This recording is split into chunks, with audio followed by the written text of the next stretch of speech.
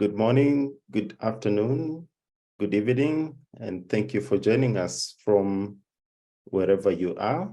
Welcome to this particular session on the Data Values Project as we are reimagining data and power. My name is Davis Adiero. I'm the Senior Director of Programs at the Global Partnership for Sustainable Development Data based in Nairobi, Kenya. The Global Partnership for Sustainable Development Data concerns itself with how better data can lead to better decisions and ultimately better lives. We work with a global pool of diverse stakeholders who are using data to achieve the Sustainable Development Goals, improving lives, fighting inequality, and promoting environmental sustainability.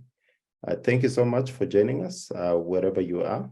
And this session is also being recorded, and we'll be sharing the details of the session much later for those who may not be able to join us.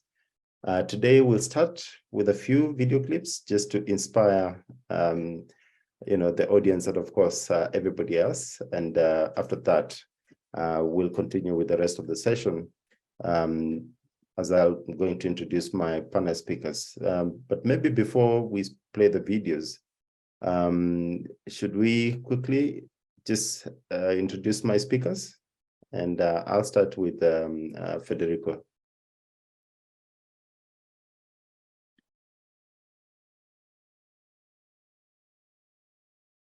So Federico Segu is the Deputy Director General of INE in Uruguay.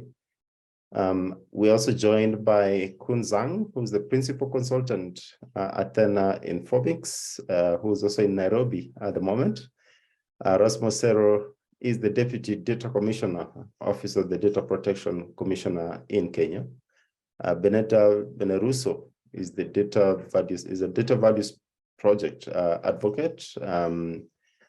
She partly does what she does by engaging with us and really pushing the advocacy agenda on the data values movement. Mohammed Ali Lotfi is joining us from the US, quite late for you. Mohammed is the co-chair of the stakeholder group of persons with disability. Thank you all. Let's start with the video clips and then we'll move into the main session. Thank you.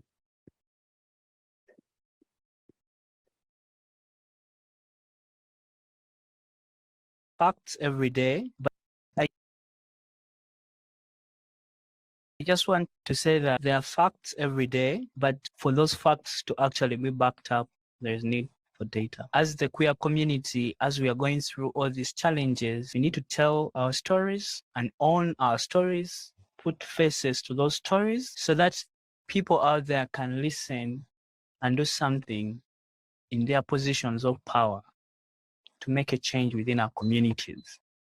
We cannot hide forever, because every time we hide, they're not going to hear our stories. And I'm talking about this in the Ugandan context. They always ask you, where are the queers? We don't see them. Where is the data to support this? So when we come out and tell our story, we're not doing it for ourselves only. We're inspiring others. There's nothing interesting about shrinking ourselves. So when we come out, tell our stories, we might be making change, not just for us or even the next generation, but forever. I just want to say that there are facts every day, but for those facts to actually... Increasingly, we're recognizing that trust is a fundamental part of ensuring really good health outcomes. Without it, we can't achieve anything. So creating data that involves communities, involves the people most affected, is absolutely fundamental. Increasingly, we're recognizing that trust is a fundamental part. So my message for anybody is, don't think you're powerless. It's people who change policy. And those people who set the policy are no smarter than you are. So sometimes they don't know what they don't know. And they don't know how it affects even them. And when they learn how it could potentially affect them, they become very interested. And so don't feel powerless. Know that you are the one with the power in this relationship with the other governments, or with governments in general. You're the one who elects them.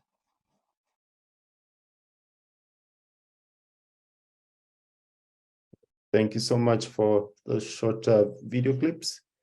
We are going to stream a short poll. I don't know if we have sufficient numbers to contribute to the Slido, but join us slido.com, hashtag 4035025. And the question we are asking is, what comes to your mind when you speak about inclusion in data and giving people the possibility to tell their stories? That is the Slido question. We'll see how many responses come in, and if there are not that many, then we are going to move straight into the panel discussion. But for now, let's see if any of the participants joining us online are going to respond to that particular question. All right, there we go. We have data governance coming in. Any others?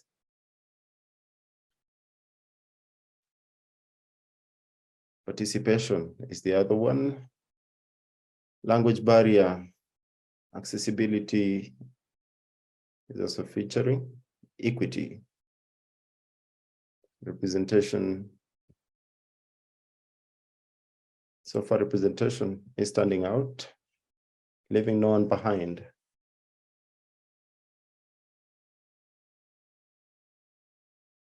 Any others? The Slido will be open, so you can keep your responses coming. But for me, citizen agency is really important. We have human rights, inclusive representation is standing out still, reducing bias. That's the other one. Respect and empathy. Empowerment. Empowerment now boldly competing with representation.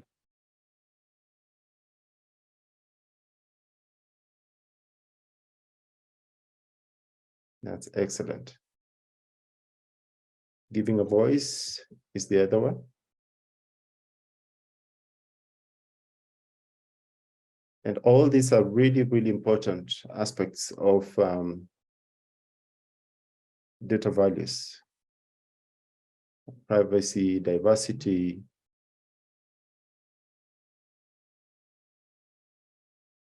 And you'll notice that each of these come from a particular constituency or specific constituencies. Thank you so much for that particular response. I'm hoping that the Slido has tickled your mind as we move into the panel discussion. And we are going to start with Federico. You're joining us from Uruguay. Federico works for INE, the National Statistics of Uruguay. We know that NSOs, or National Statistical Offices, are at the forefront of discussions around the data values agenda, and they're subject to increasingly high expectations, both in terms of quality of the data they produce and inclusiveness, but also transparency of the process itself. My question to you, Federico, and thanks for joining us very late to your time. How is INE Uruguay adapting to meet increasing societal demands for better and more inclusive data? And of course, we can talk about what strategies and approaches you're deploying to embed data values in how you operate and how you steward data. Welcome. Thank you, Davis. Thank you for the invitation to be part of this panel. It's my pleasure. Yes, I think the societal demands are, for instance, more viable for analysis, especially to have a differential and intersectional approach in research that allows visibility of life situations, particularities gaps and inequalities between different population groups. Also more disaggregated data in small areas. But the aggregated data or total results are not enough to reflect the living conditions of a population that is not homogeneous.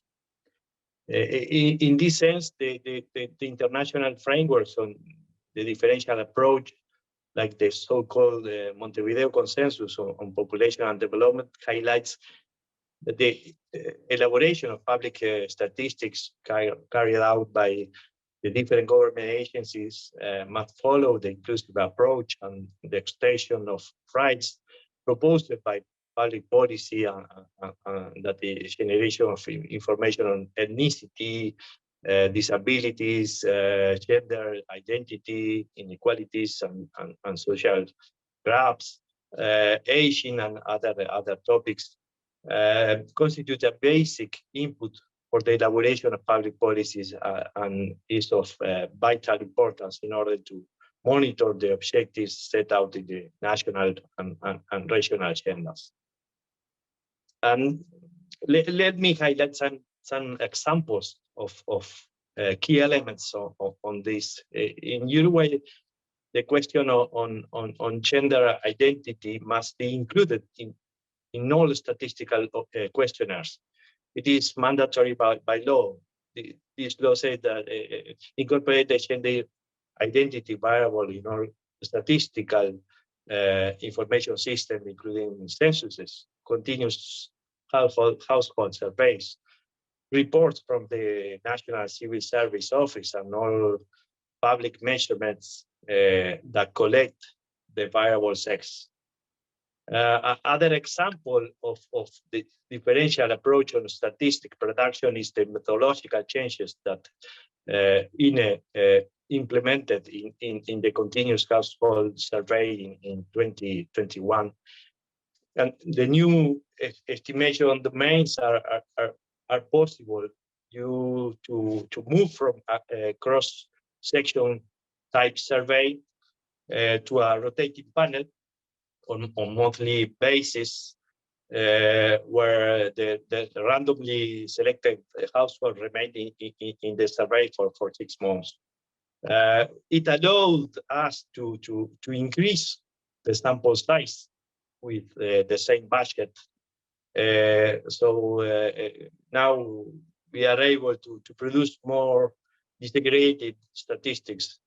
I mean, we produce a differential report on labor market by gender, ethnicity, age groups, and educational level. Moreover, you may know, in some cases, the sample size and design of household surveys do not allow making estimates for small geographical areas, but we are working on using small areas estimation techniques to produce statistics at this geographical level to take into account population living in these tiny villages that they may have specific characteristics. The challenge is the intersectional approach. As you may know, it allows knowing the simultaneous presence of 2 or more different characteristics of people. So in some sample surveys, it is more difficult to implement, to estimate, due to the restriction of the sample size and design. And we are also using intensively administrative registers to produce statistics. In this case, the advantage is the wider geographical coverage of this kind of source in general.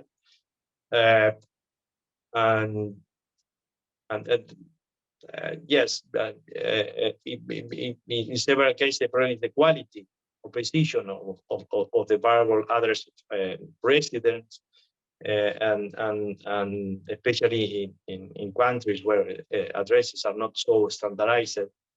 In some cases, there are dwellings without a number or ID in the front door, So it does not allow producing disaggregated data at neighborhood level or municipality, for instance. So in this case, we are working in a project with the National Authority for Geospatial Data and Infrastructure called Another for All.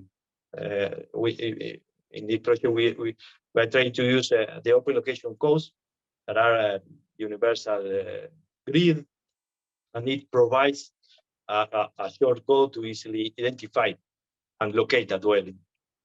So in this way, then we improve the quality of administrative data and allows the INE to produce statistics more disaggregated, more disaggregated the geographical level. Okay. But the challenge is to get a balance between disaggregated data and confidentiality. For instance, you are producing statistics by age group, gender, and geographical location, and imagine that all people that belongs to the group of, for instance, female from 25 to 29 years old that live in a small village, all of them have reported that they have this the same disease or religion or any other sensitive data, and they suppose that someone of that village finds or knows a female of 25 to 29 years old in that small village. He or she could know that she has a specific disease or religion. So the NSO must run statistical disclosure control to avoid disseminate confidential data. And to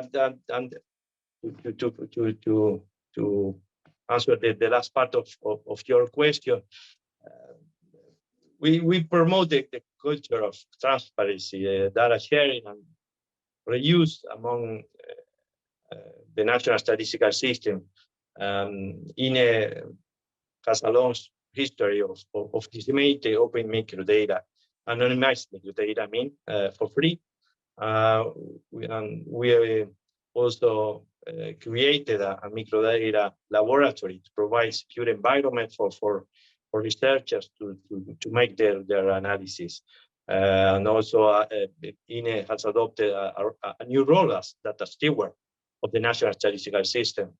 And we implemented a system of integrated statistical registers, and then periodically we receive administrative registers from different sources, and we clean and link data, and we reuse and then we update our data warehouse. And in this process, we have to harmonize concepts and variables, and I think that these elements are part of the data steward role, and as a coordinator of the national statistical system and data steward, INE establishes standards, codebooks, common concepts, and we also work with our data providers to improve the quality and frequency of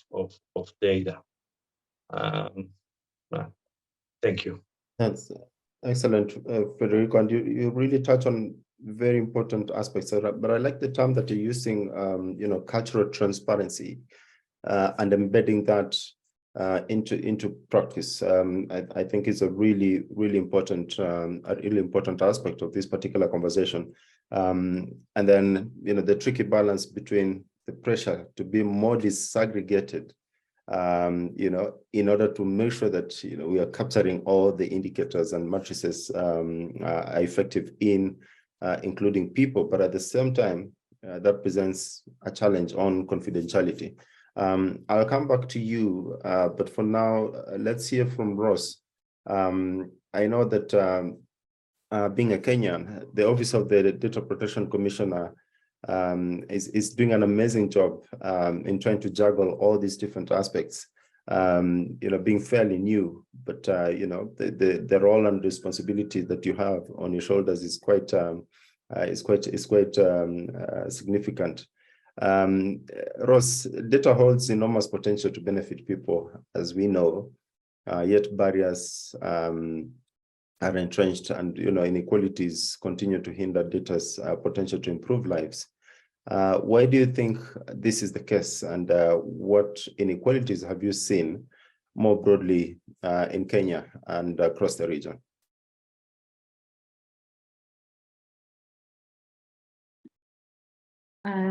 Thank you for that, Davis, and thank you for having me here. It is always great when you have an opportunity to talk about not just the data protection office in Kenya, but also data and I guess its effect on lives and systems and things like this. Yes, I do agree with you. Obviously, data has enormous potential to benefit people. However, there are a number of issues or hindrances that come about, especially maybe even just looking at Kenya, but also sub-Saharan Africa.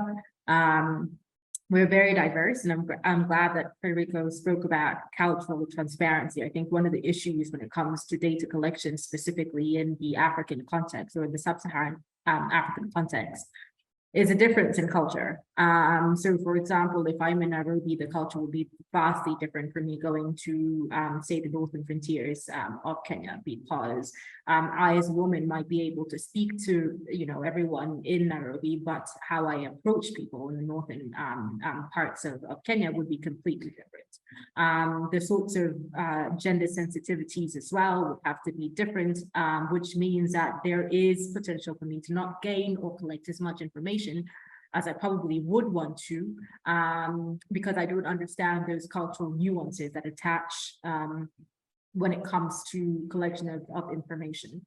And that's probably one of the bigger issues. The other is probably just a geographic bias. And again, I think this applies in many countries where we tend to understand urban areas, but we don't quite understand that differences in rural areas that we need to understand, and not just a cultural aspect, but also in terms of the needs that attach in those other geographical areas. So there are quite a number of biases that attach generally when it comes to collection of data in the African context and in Kenya specifically. One of the things that I do want to touch, which I'm glad also was touched on by somebody else, is issues with respect to trust. I think trust plays a very key role when it comes to getting the right sort of data or collecting the right sort of data for the purpose that it's required. A lot of this information is collected from human beings, people who have, it's not just cultural background, but people who have,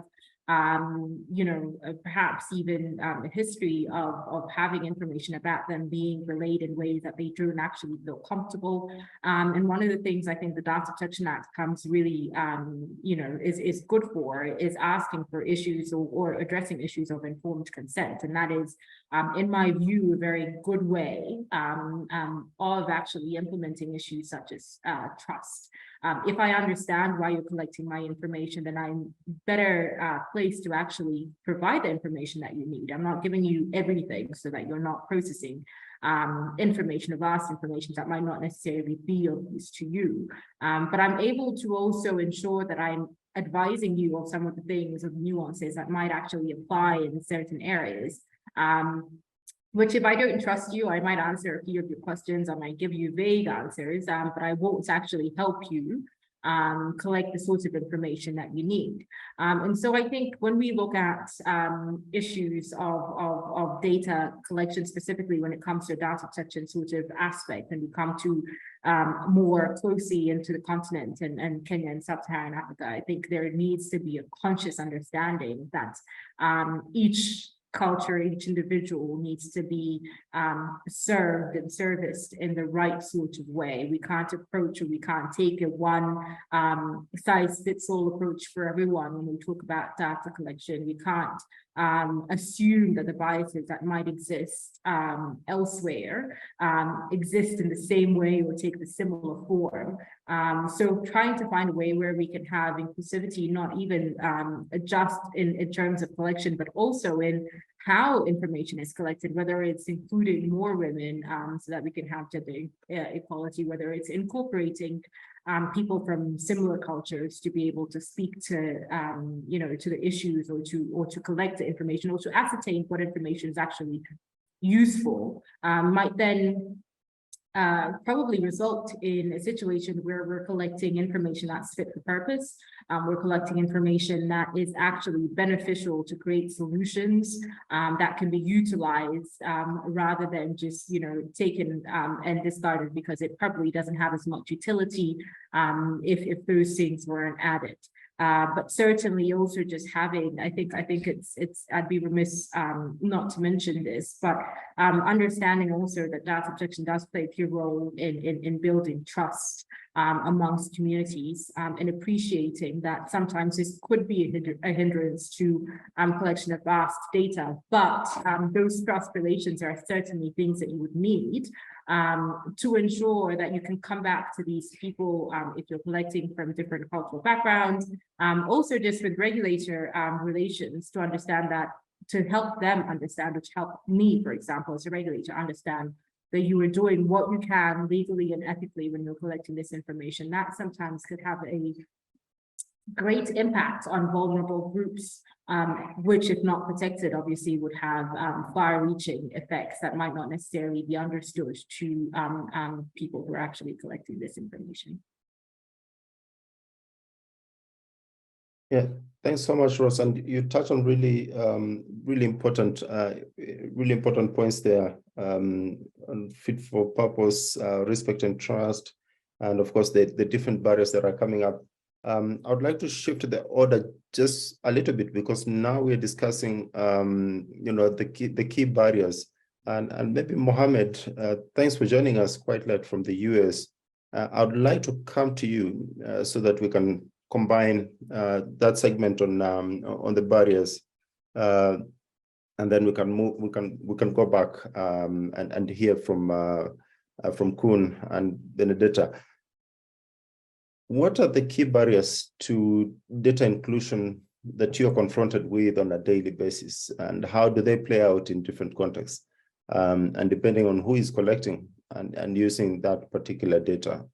You know, you can also touch on, you know, how do we challenge power structures within data systems to ensure a values-driven agenda in terms of, you know, people's experiences, voices, perspectives of persons with disabilities, to ensure that they're actually included.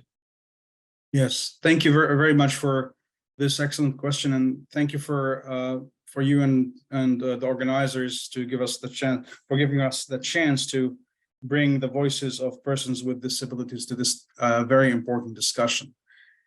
First, before I talk about barriers, it's very important to talk about our perspective as a stakeholder group of persons with disabilities on the significance of data.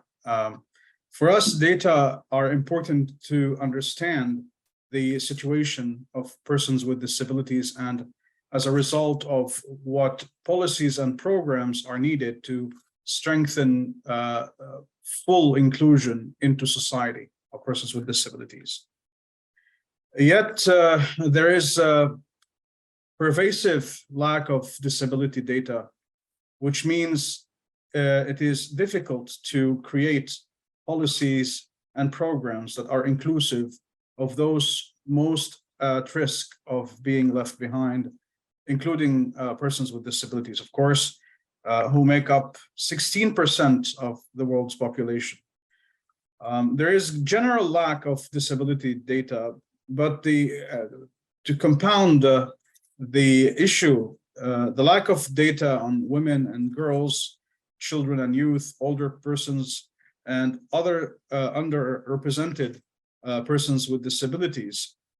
This issue pushes these groups even further behind. Moreover, there is little data on persons with disabilities in emergency situation, as we encountered during the recent COVID-19 pandemic and ongoing experiences of migrants, refugees, and internally displaced persons with disabilities. The disability data gap is especially evident in monitoring the Sustainable Development Goals, in which out of 10 SDG indicators that require data disaggregation by disability, data are available for only 2 of them, which was emphasized in the 2022 Sustainable Development Report. In terms of key barriers, I would highlight the following.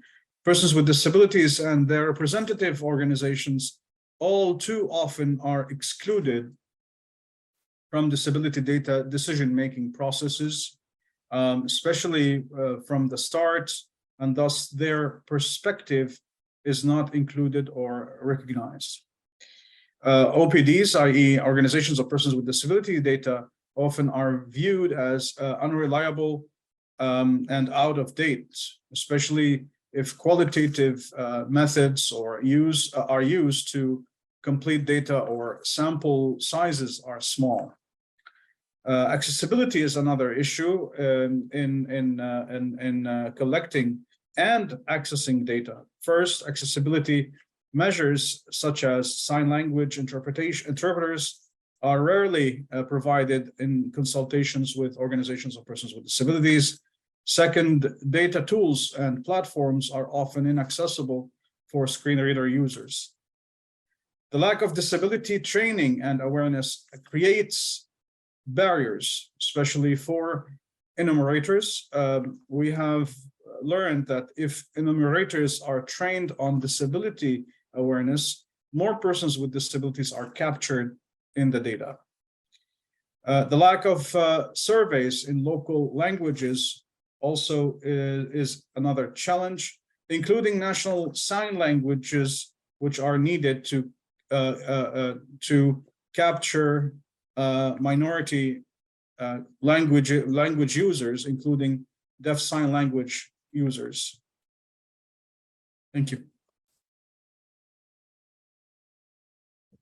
Mohammed, thank you for that intervention, and you touch on really foundational aspects. That more often we get caught up talking about data, and we forget that something as simple as training an enumerator, on aspects of inclusions or specific aspects of disability empowers them to collect better data. By ignoring some of these facts and just going out and collecting the data, then we end up, inadvertently missing people. And of course, accessibility continues to be quite a big challenge of platforms, tools, as you're pointing out. I'll still come back to you, but let's go back and hear from Kun. In your work within the water sector, as we zoom into a particular thematic area, what are some of the key challenges in terms of data inclusivity, accountability, and fair use, and how can we address them? Thank you, Davis. So in the water, sanitation, and hygiene sector, the WASH sector, we have worked with various levels of various types of stakeholders at different levels of government and development partners, lenders, and NGOs. So in this process, we have noticed that there are several layers to the questions of inclusivity and accountability. So for inclusivity, first of all, there is the inclusion of different groups of citizens, and including the poor and marginalized groups, like what Mohammed was just covering, such as people with disabilities. So here also on the question of the poor people, oftentimes we see that they are the ones who are neglected in investment decisions. They're often left out of city planning processes, but they're often the ones who pay the most for off-grid solutions for water and sanitation. And then there is also the inclusion of the local governments in decision-making and planning, especially in resource allocation decisions, because oftentimes we see that the decisions are made at the central level by the ministries, such as the Ministry of Water and Sanitation, Water and Environment, and then also by the development partners, by the lenders. But then if you think about it, the local governments, the service authorities, the utilities, and the city governments, they are the ones who collect the data and they supply most of the data that is used for decision-making, but they're oftentimes left out of this decision-making process when they're the ones who know the most about what is happening on the ground. And then for accountability, there are also multiple layers. There is the accountability of the public sector to the end customers to make sure that the service actually reaches everybody and is affordable. And then there's also the accountability of the local government to higher levels of government and the lenders for the funding that is received. And this is oftentimes what people focus on when we talk about accountability. But there's another layer that is oftentimes neglected, which is that the development partners, the lenders, they also need to be accountable on the outcomes and the impact of their programs. And there is not as much transparency on the reporting of program impact, and that we see a lot of times in the actual cases where we have worked, that while we were analyzing the investment outcomes of some of the programs, we see that the intended goals of the program is supposed to be inclusive and to serve everybody in the city and also benefiting those in the low-income areas.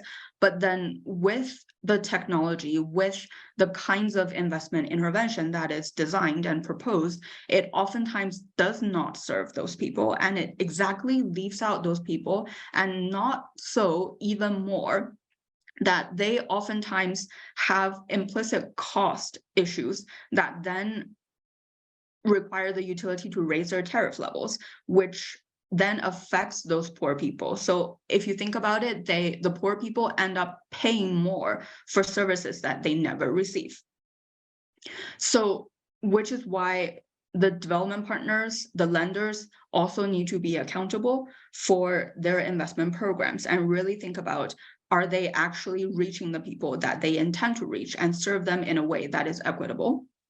And finally, when it comes to the fair use of data, the questions of what data is collected and for what purpose oftentimes shape how it ends up being used. And for example, if the lender is only interested in collecting data that is related to the investment viability, then there are a lot of limitations on that. And there could be a lot of data that is left out on equity. Are we actually reaching the poor people? Are we reaching all of the marginalized groups? And then another point is that when talking about the fair use of data, oftentimes there is very limited data used in the first place. There is a lot of data collected, but not so much data is used. And this is one of the main reasons is that not just the absence of data use culture and that you need to encourage this kind of data use culture, but also how the accountability mechanism is actually designed. So we see a lot of times ministry MIS, the Management Information Data Systems, they take from international standards. So you have SDG reporting, and then you have all of those reporting purposes. And these kinds of data systems, they sit on the local data systems. So the utilities have to report these types of highly aggregated data, which is not useful for the utilities themselves. The utilities, the local governments, they need very disaggregated service level data that would allow them to actually know where the problems are, who is not receiving service, what is the cost of service to reach a particular population group. And when that kind of detailed implementation service level data is not available, they really cannot use the kind of highly aggregated data that the national level ministries would want.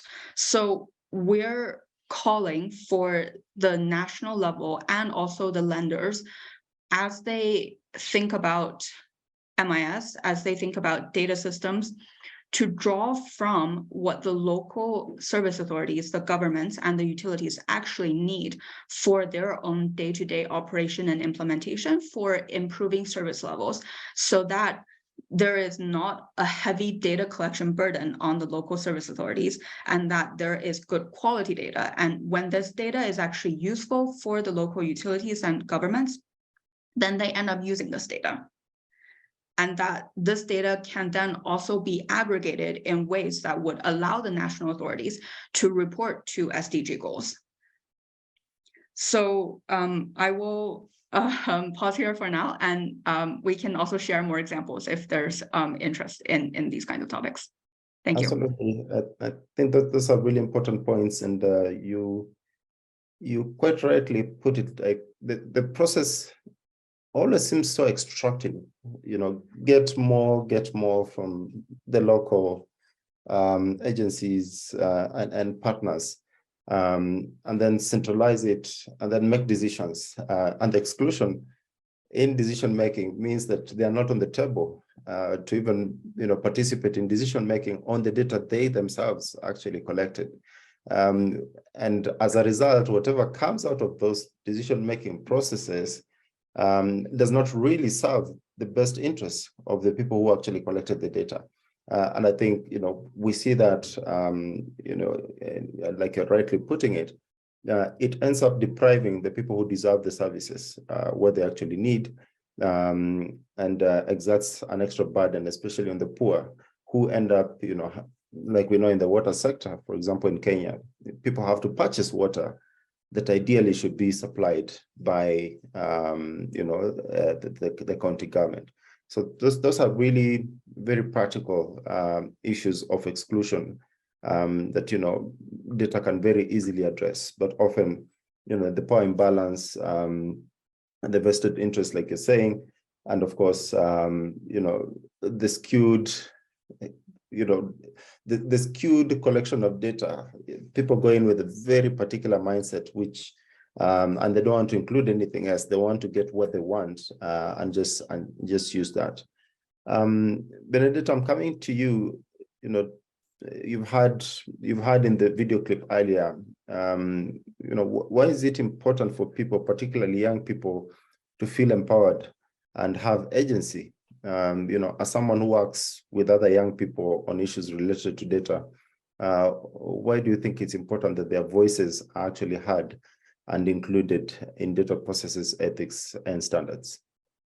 The straight answer is that it is important for young people to feel empowered and have agencies in regards to their data and privacy rights, because it allows them to develop resilience, which is undoubtedly the most essential skills we can teach young people in the historical age. We need to do an exercise of empathy and understand the context. So they're growing up in a digital by default world. Access to the internet makes the difference between having a comprehensive education, understanding the world around you, having access to opportunities, or don't. Their creativity is subject to constant scrutiny of algorithms, and their whole life and personality is expected to be content for social media. At the same time, they need to navigate the complexity of our society, evaluate the historical events, while being bombarded 24/7 with data on different platforms. And those platforms have sometimes their own languages. So in this context, data means representation, and representation is power.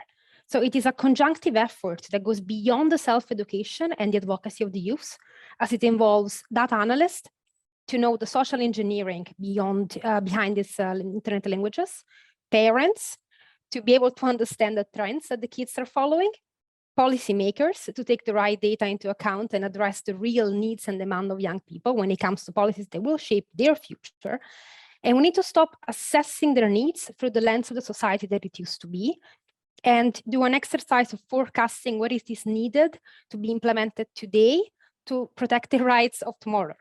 So to provide you with an example, the way social media platforms have attempted to safeguard the children under the age of 13 years old from registering on their services, that is completely inefficient, because children are not only consumers, they are content creators, YouTube entrepreneurs. They start, they shape trends, and they get affected not only emotionally, but financially for the way their image is shaped under the public eye. For instance, having no rights to be forgotten on the internet will eventually shape their future. So the decision they're taking now at the age of 12 by opening a YouTube channel will affect the way they will be presenting themselves at 25 years old when applying for like full-time jobs. And we have seen a growing trend, a demand for better privacy, safety, and even consumer protection coming from young people. But those are considerations that needs to be taken into account since the design phase of products, AI, policies, and laws. Expecting their voice to be heard solely for the rights to vote, which in most countries doesn't happen until the age of 18, it's unrealistic to what our society needs right now, and it's not also effective for the representation and empowerment. That was mentioned in the video. They do have a right to vote. They do have a right to demand more from their policymakers, but there has to be a platform to allow them to do so. And this goes, of course, beyond young people as a category. It applies to all humans that fall short on spectrum representation and data.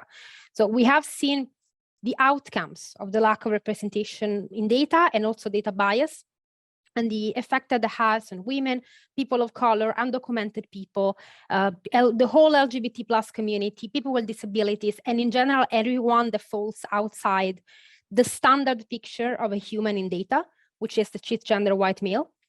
But in the case of young people, we cannot afford to wait to see the outcome. For obvious generational purposes, it will be too late to do so. So I think the core is that empowerment needs to be the desired outcome and representation needs to be the mean. In too many cases until today, we still see this dynamic shifted. Of course, we can talk about more examples on this. No, that's really good. That the empowerment is ultimately what we want to achieve, and inclusion and all these other aspects that you're talking about integrated into the process for us to get there.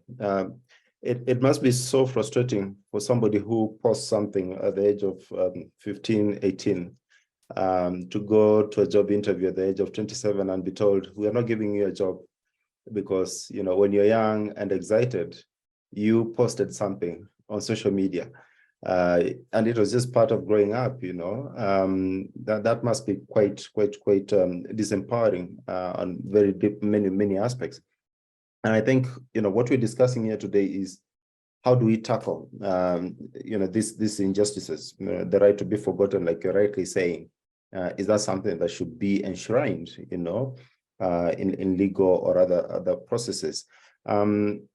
Federico, and talking about new non-traditional data sources such as citizen-generated data, privately held data, we know that all these are really important, and everybody recognizes that they are really important. But they pose a number of new and very specific questions, in terms of data privacy or accountability. As an NSO, and I know you're actively working on privately held data, how do you maintain and grow your trust capital towards other partners and, very importantly, citizens? Thank you, Davis, for this question. Let me start with some reflections. I think there is some kind of correlation between a healthy democracy and a trustworthy NSO. Reliable statistics are one of the pillars of that democracy.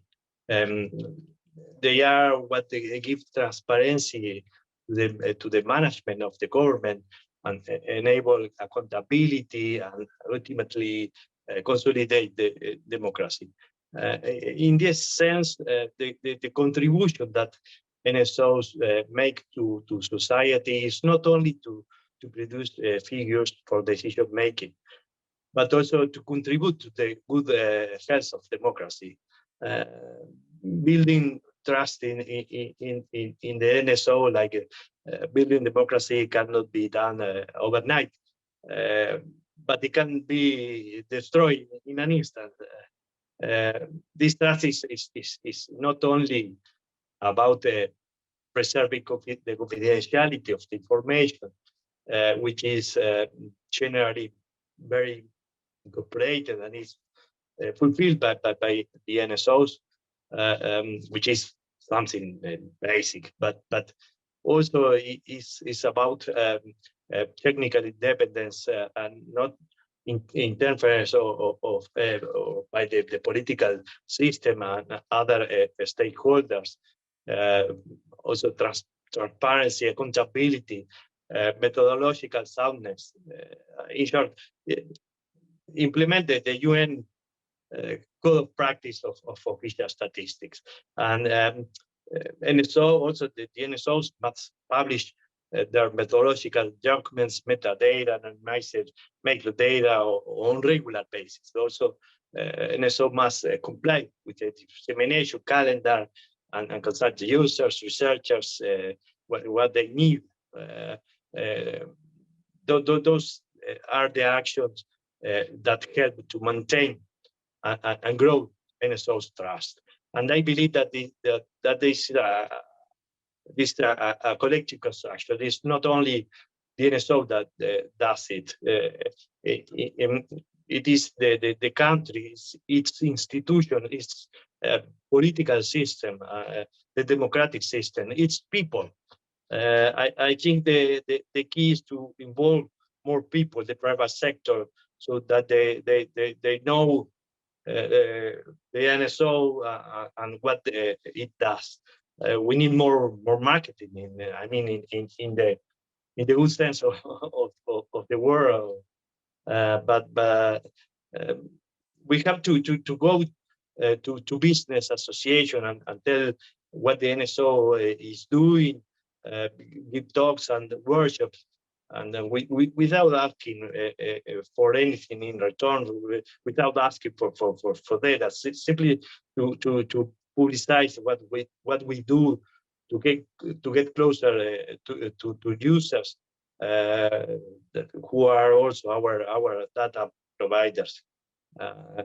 That's are my thoughts. Thank you. Thank you so much. And as we come to a close, I'm conscious that there's one question, and we can't run away from this. What are the potential implications of AI and deep learning for the privacy and utility of data? That was a question that came from the audience. Artificial intelligence, and we know this is becoming quite a big deal, is radically transforming the way we'll all conduct business. And so, Ross, from the data protection perspective, in Kenya, we are actively discussing AI. What do you think the potential implications of these new tools in the privacy and utility of data? Absolutely. So I guess this is quite multifaceted, because there's other aspects of well, AI is something that is with us to stay. I think it's something that should be embraced. Generally, it is something that could definitely improve our outcomes, better our lives and things like this, make things or work a lot easier. However, there are obvious privacy concerns that need to be considered. And when I talk about even as we conceptualize what AI benefits are and their implications, I think it's best to understand that this isn't only an issue for privacy. I think there's also aspects of ethical use of AI and things like this. But from a privacy concern, AI does collect a lot of information.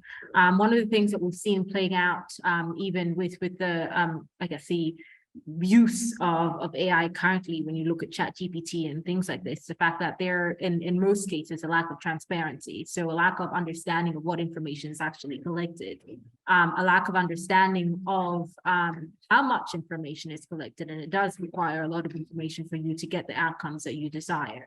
One of the things as well that is actually a very huge private concern, or privacy concern, is also the issues that come with the biases of AI. Understanding, obviously, that artificial intelligence has to come from machine learning, and machine learning takes on the human biases of people that feed that information. So the human intelligence aspect as well, which could have far-reaching implications and significant legal effects, which is something that the data protection, especially in Kenya, GDPR looks at when it talks about automated processing, which usually the adoption of AI into systems.